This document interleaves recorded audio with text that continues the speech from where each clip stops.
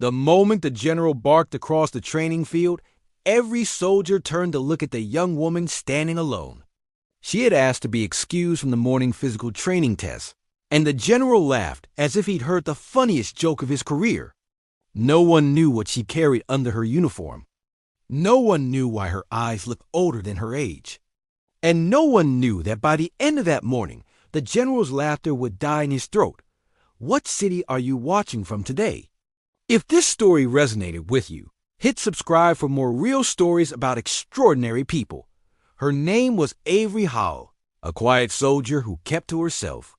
She arrived at the base 3 months ago, transferring from a unit no one spoke about and no one questioned. The first thing people noticed was how she moved, steady, disciplined, as if every step was measured. But she avoided group runs, avoided locker rooms, avoided anything that required removing even a single layer of clothing. Rumors spread quickly.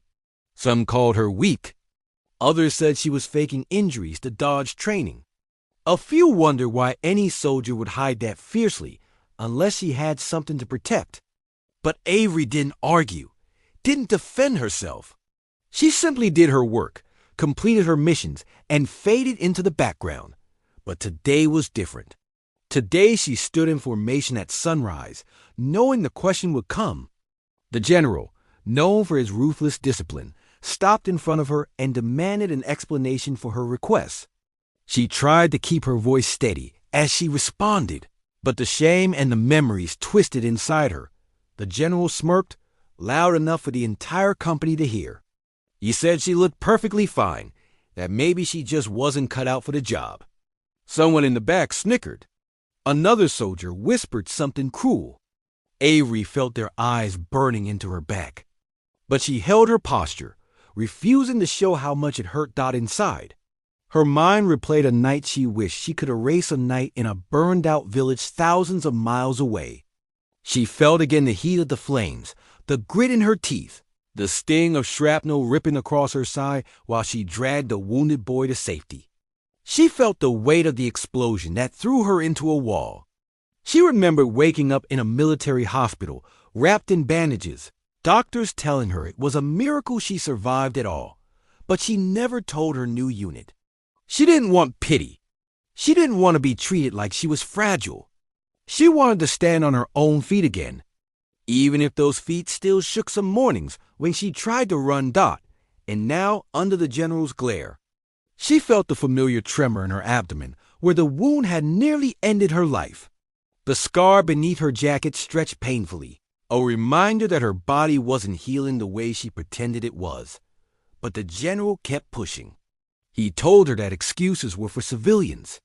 He told her that real soldiers pushed through discomfort. He told her that if she couldn't handle the pressure, she didn't belong. Avery swallowed hard. She could handle pressure. She had lived through worse than this training field. She had lost teammates, saved strangers, and endured pain most people couldn't imagine. But she also knew the truth. If she pushed too hard today, she could reopen the wound that had barely closed. Still, their stares cut deeper than any injury. She could feel the heat of judgment on her skin, the sting of humiliation, the ache of wanting to scream but choosing silence instead. Her fingers trembled at her sides, not from fear, but from the war she fought daily between pride and survival. And the general? He saw only weakness. He saw only a young woman trying to escape responsibility. He didn't see the soldier who once carried 2 unconscious comrades across a broken bridge while bleeding heavily. He didn't see the classified commendation tucked inside a locked file cabinet with her name on it. He didn't see the ghost of a battlefield that lived under her skin. When he finally ordered her to step forward, Avery felt something inside her break, something soft, something she had protected for months. She lifted her chin and quietly told him she wasn't giving an excuse. She was stating a medical limitation. The general laughed again. He demanded proof. The soldiers around her held their breath. Avery nodded once, a gesture slow and heavy. Then she reached up and unzipped her jacket. The cold morning air hit her first.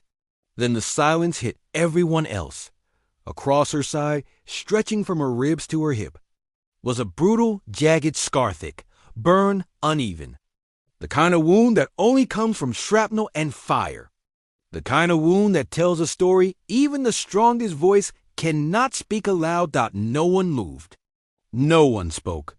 Avery explained quietly that she had received it during an evacuation mission in a conflict zone.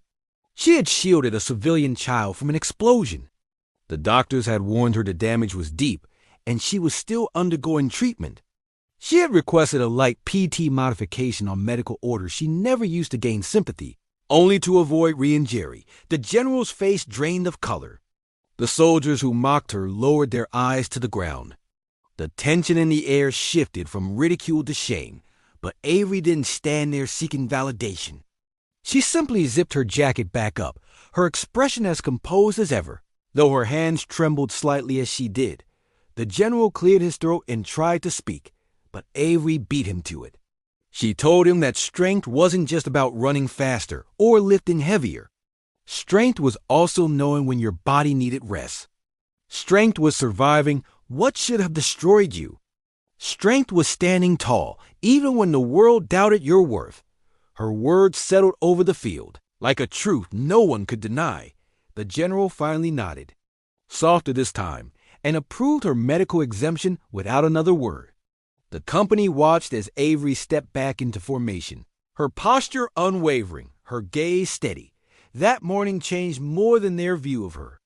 It reminded them all that every uniform hides a story, every soldier carries a burden, and every scar has a chapter no one sees until the moment it must be revealed. Avery walked away not as the weak soldier they gossiped about, but as the reminder of what real courage looks like: quiet, resilient, and born from surviving what others could not. What did this story make you feel? Where are you watching from? Subscribe to Soul Relief Stories for more real stories that heal the heart.